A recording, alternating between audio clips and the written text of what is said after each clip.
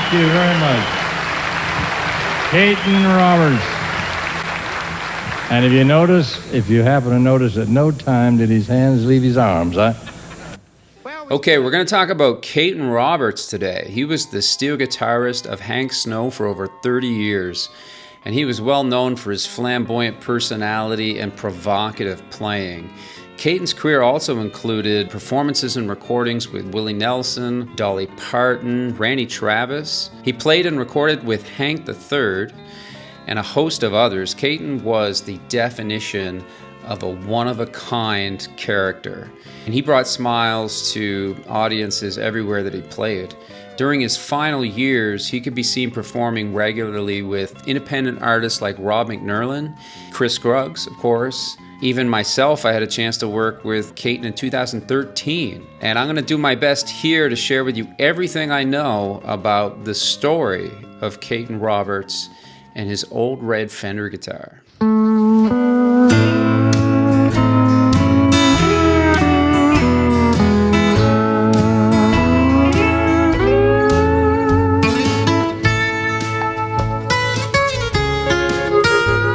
Kayton Arthur Roberts was born November 25th, 1933, and grew up in Ona, Florida. As a teenager, his father had a band and wanted him to play bass guitar with him. Kayton said, "I hated that thing, so I chose the steel." One of the first playing jobs Kayton had was in the Gainesville area with singer-celebrity Toby Dowdy, who worked out of radio stations such as WRUF and hosted a popular television show. Kayton got his start there and appeared on the McDuff Hayride in Jacksonville, Florida. Johnny Tillotson also got his break on the Toby Dowdy show, which featured a lineup of regular performers serving as sort of a local talent showcase, helping to launch the career of a variety of performers. In 1951, Kayton purchased his red double-neck Fender dual professional guitar that became his trademark ever since. In 1964, Kayton received a little bit of national recognition in steel circles when Jerry Byrd recorded his song Chime In on his Admirable Bird record. After meeting Hank Snow's fiddler Chubby Wise at a barbershop in North Florida, Chubby suggested Kayton to Hank, who was still performing with a string band arrangement and was looking for a rhythm guitar player to join the Rainbow Ranch Boys. In 1967, Kayton left his job in the appliance department at Sears to go on the road touring with Hank Snow. This was the same year that Hank recorded an entire album with Jerry Byrd titled Snow in Hawaii.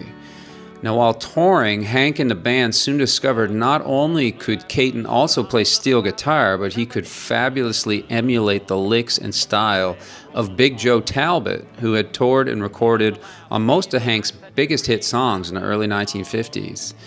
In or around 1968, Hank's pedal steel guitarist at the time, Jimmy Crawford, accepted a job playing with Farron Young, and so Hank decided then to return to the non-pedal sound that helped make him famous, and assigned Kayton steel guitar duties from there on. Kayton Roberts would be the last performing steel guitarist of the Rainbow Ranch Boys, staying with Hank right up until his death in 1999.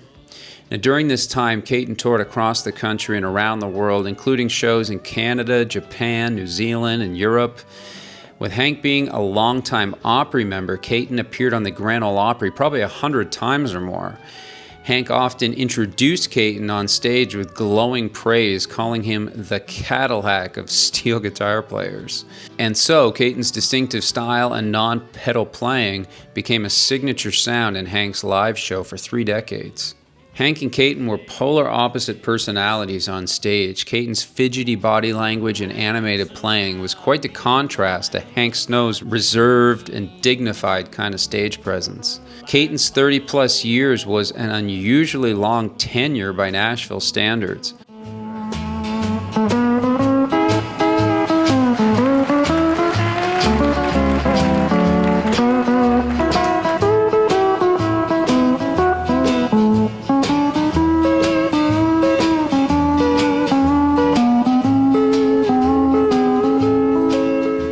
Allegedly, Hank Snow valued loyalty and hated to change band members, despite the constant evolution from hillbilly and honky-tonk to countrypolitan and even the disco country era. Hank never abandoned his string band and cowboy style while on stage, though he did experiment with his sound under the production of Chet Atkins and others at RCA, where Hank spent nearly his entire recording career tracking with many different session studio guitarists, in addition to Kayton Roberts. Some of you may be familiar with the career of Kayton's son Louie Roberts, who was sort of a child prodigy, singing sensation back in the day. He went on to have a pretty successful career of his own in Nashville and was a regular on the Grand Ole Opry throughout the 80s and 90s. You can find clips of him performing as a kid on the Porter Wagoner Show and other country music television performances. Kayton's wife Iva also performed on piano and keys and played on a few of Kayton's own albums. After Hank Snow's death in 1999, Kayton continued to perform and appeared as a featured guest on sessions with Marty Stuart, Willie Nelson, Randy Travis, Ricky Skaggs, Aaron Tippin, George Jones. He did about 3 or 4 records with the Riders in the Sky. He recorded with Alison Krauss and even John Fogerty, as well as a host of independent acts and up-and-coming artists. One of his most memorable stints was with Hank Williams III. Kayton appeared on Hank's first 2 albums with Curb Records and on several TV appearances. He had a big influence on Steeler Andy Gibson, who took over for Kayton, preserving the non-pedal sound with Hank III. We'll look into Kayton's studio career a little deeper in the discography section of this video coming up. On September 1st, 2012, Kayton was inducted into the International Steel Guitar Hall of Fame in St. Louis after allegedly turning down many offers to perform at the convention throughout the years. And so Kayton was fully embraced into the steel guitar community as a whole. For the last 10 years of his life, Kayton toured all over the U.S. with singer-songwriter Rob McNerlin, and there are countless videos here on YouTube of them performing together. Rob is quite a fascinating character himself, who's even had a documentary made about him. Now, around this time, Kayton also performed routinely with Chris Skaggs and Marty Stuart in the Superlatives. If you saw the previous video I made on Chris Skaggs, you know just how much he was influenced by and admired Kayton. And he's still honoring Kayton today, emulating some of his various licks and sound effects, presumably as sort of an homage to Kayton and his style. Kayton also continued to play the annual Hank Snow Convention up in Nova Scotia, Canada, well after Hank himself had died. It's where I first met both Kayton and Roger Carroll, who often worked together as the 2 surviving Rainbow Ranch Boys. Kayton Roberts did pass away on July 13th, 2017, and he was 83 years old at the time. Kayton is buried next to his wife, Iva Lee Roberts, who he loved very much, and it's pretty amazing to see his tunings as well as his catchphrase engraved here on the back of his headstone.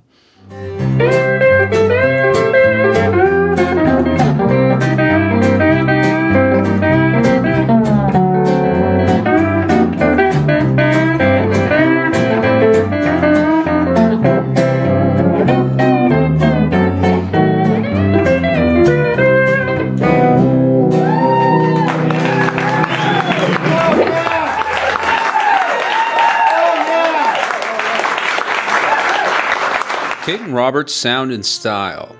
So this is a picture of Kayton's guitar here. This is the famous red Fender Dual Professional. It's 8 strings on each neck.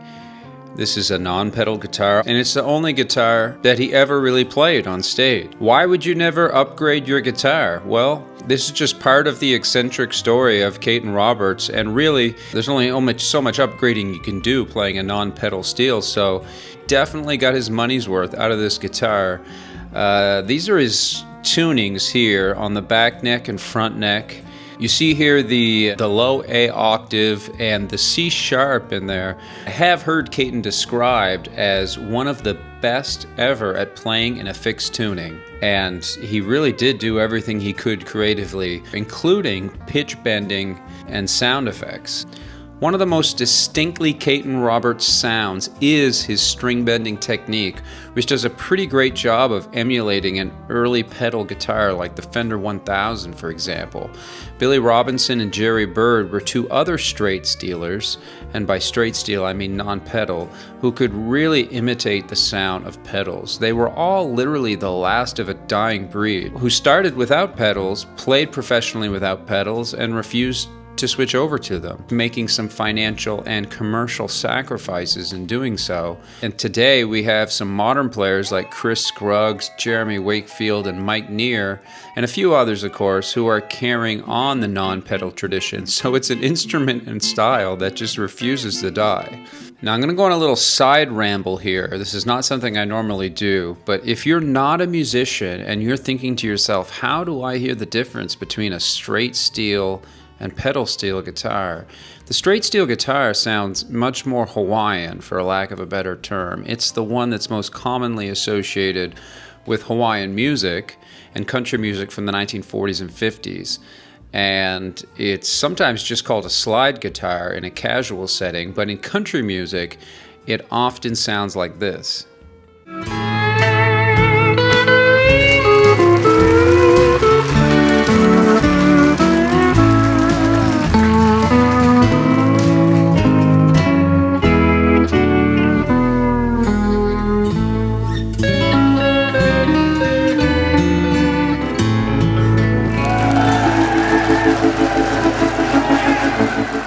Now, the pedal steel guitar is a whole other thing altogether.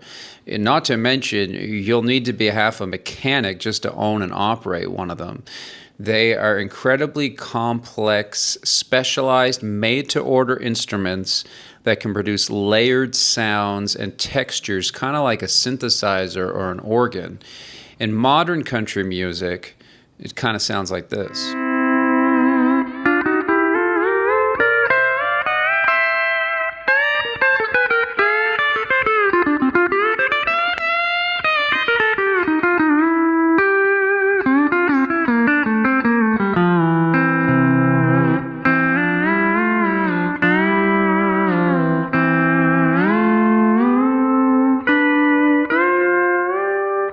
Now, you don't have to prefer one over the other. You can enjoy them both like most people do, but it's worth knowing that a lap steel or a straight steel guitar can be purchased for a couple $100 online or in a music shop or pawn shop, just about anywhere, and you can be up and running playing basic Don Helms style licks in a day or so. And of course, these guitars were mostly seen in the 1940s and 50s in country music. The pedal steel guitar is an instrument that is the evolution of the lap steel guitar, and it comes with a huge learning curve.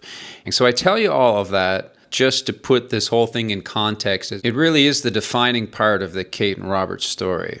When you add in his bar slams, his chimes, harmonics, forward and reverse slants, those tone and volume boo-wah sound effects a la Speedy West, and his Travis picking and bass line walking on his low A strings, you really have the full stereo sound of Kayton Roberts in Technicolor, I think. Tell me about it, Kayton Roberts.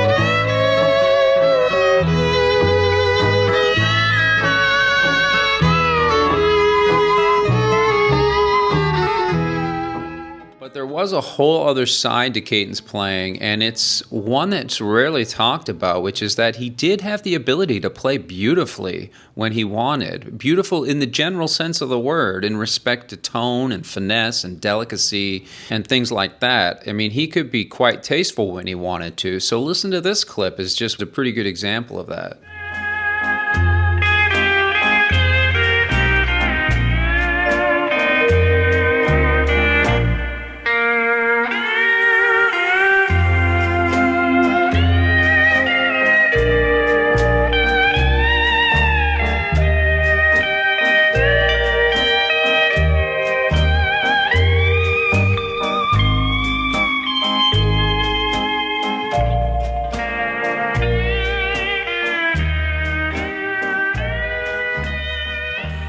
So during Kayton's induction speech into the Steel Guitar Hall of Fame in St. Louis, he said something to the effect of, and then pedals came along and made everybody sound the same. There is really something to be said about that. The steel guitar has been relegated to such a small role in modern country music that it really becomes a much bigger conversation about the genre itself. But if you think the steel guitar has developed sort of a homogeneous sound to it since the 1990s, I would think that you're not alone in hearing it sound that way. Kayton was from an era when each player had a specific style and personality to their playing, and they were given far more time and space in a song's arrangement to let themselves shine. So whichever way you look at it, one thing's for sure, we can all be thankful that Kayton Roberts never switched over to pedal steel guitar, all things considered. Have you ever been trying to sleep at night outside the window, you hear a bunch of cats going,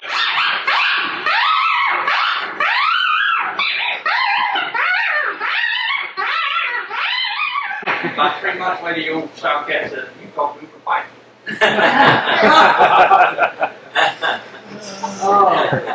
Kayton Roberts' discography and recorded work. Well, item number one is to remind ourselves that many people contributed to the steel guitar sound and legacy of Hank Snow's music, and Kayton would be the first to tell you that himself. Here's a partial list of some of the steel guitarists who performed and recorded with Hank Snow.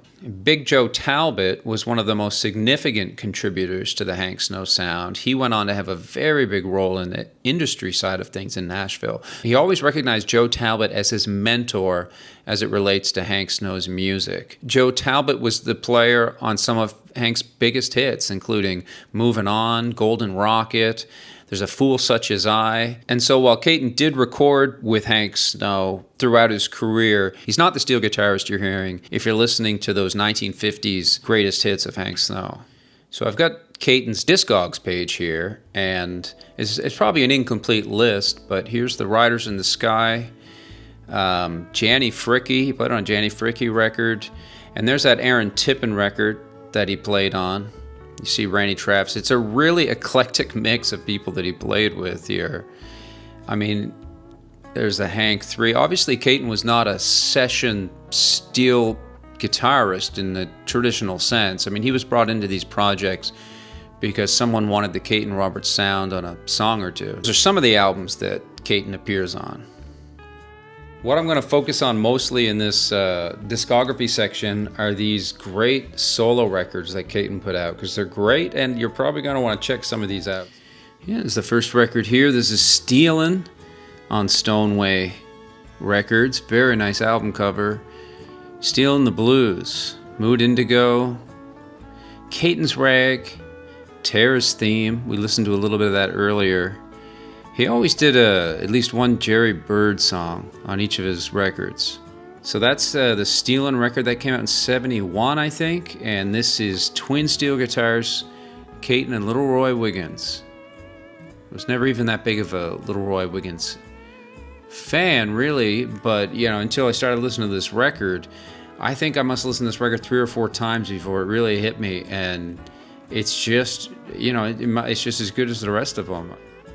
These albums are all really, really great to listen to. It's hard to find one that stands out above the rest. This is The Bells of St. Mary's. It's got Louis Roberts on it. It's got Iva Roberts playing the piano, keyboard. This one came out on a Canadian label called Maple. Of course, we've got to have at least one Hank Snow record here. This one's got Kayton on it. I mean, this is one of the great album covers of all time, with the wig and the cigarette going and the teeth are looking a little rough. It's really just a gem of a record cover. It's number 104, still moving on. Actually came out in the late 70s, this record. Of course, it's still on RCA. It's not a very good record. Actually, side B, there is one track, If You Could Just Remember What I Can't Forget. Yeah, a really good tune. But this is Kayton playing on this record. It's kind of like the disco country era, but Kayton's on here. This is in the last chapter of his career. This is one of the nicest packaged CDs that came out with Kayton on it. This was produced by Rob McNerlin, and it's got the Fabulous Superlatives playing on it. And Chris Skaggs is playing on this record too. Rob McNerlin sings a couple of really nice songs. San Domingo Woman, he does a great job singing on that. This is a little less of a pure instrumental album, a little more of an ensemble collection. Really nice pictures here. It's unbelievable. This record you cannot find it anywhere on any streaming sites. It's actually very hard to find. I have 2 sealed copies of it, and I have this play copy. Should I put it up on YouTube? Maybe. This one here, Kayton and Emmylou Roberts. This is the only one I don't have. Love to have a copy. Love to hear it. It's on Stoneway again. Another great album cover with the real retro font. So after that whole pile of records, all of which are great, I come back every time to this CDR that was put out in about 2013. I got a copy of this from Kayton himself. This is the album artwork. It might be the worst album artwork I've ever showed on this channel. It's a really hard record to find, and so I've gone and put a copy of it up just recently on the channel. You can listen to the whole album here. It's the hits of Hank Snow. It says Volume 1. I suppose he had plans to make a second volume, but it never happened. It's a shame that the artwork is so poor, but it's an even bigger shame that almost no one's heard this record, because it's Kayton in all his glory, just playing all those great songs of Hank Snow that he would have played so many times. And he's got some really pretty stuff on here. There's a singing on 2 songs. It might be the best singing on any of the Kayton Roberts albums that came out. You can listen for yourself and let me know if you know who the vocalist is here. And he was just selling these from the stage. There's a few other albums, some compilations. I got a picture of one here. Pretty great album cover, maybe, compared to the last one. Everything that Kayton played on, he left his mark. Worth noting as well that Kayton wrote a bunch of those instrumental songs that he played in his live shows, including, of course, Kayton's Rag. Well, Kayton Roberts is a perfect example of a star of the steel guitar, in my opinion, and it's fitting that he's the last episode in this particular season of this show. I didn't realize until researching this episode that one of the very last in-studio performances Kayton had was actually on the record that I made in 2013. It's called Wrestling with Demons. I'll put a picture of it up now. You can find it on YouTube Music as well. The song you hear playing right now in the background, that's an instrumental version of one of the songs on that record. It's just kind of dawning on me now after doing this whole episode that, yeah, it was like 1967, 68 when Kayton arrived in Nashville with his non-pedal guitar. I mean, we're talking like 15, 20 years too late to the party with that kind of sound and that version of the steel guitar at that time. He goes on to have a 30-plus year career living there in Nashville. It's kind of unbelievable, really. I hope you enjoyed this episode. As always, it's hard to make a program like this without any mistakes whatsoever. So if you see or hear something that you know is inaccurate, you can post it in the comments and I'll add it as a correction in the video description. Pretty sure I'll make a 3rd and final season of this show, but I won't be able to do it at the same pace as the previous episodes. So my only hope is that a faceless AI channel doesn't come along and put me out of business in the meantime. Thanks for supporting something created by a human being for human beings about music made by human beings. It's a wonderful time to be alive. Take care, keep it country, and we'll see you again sometime.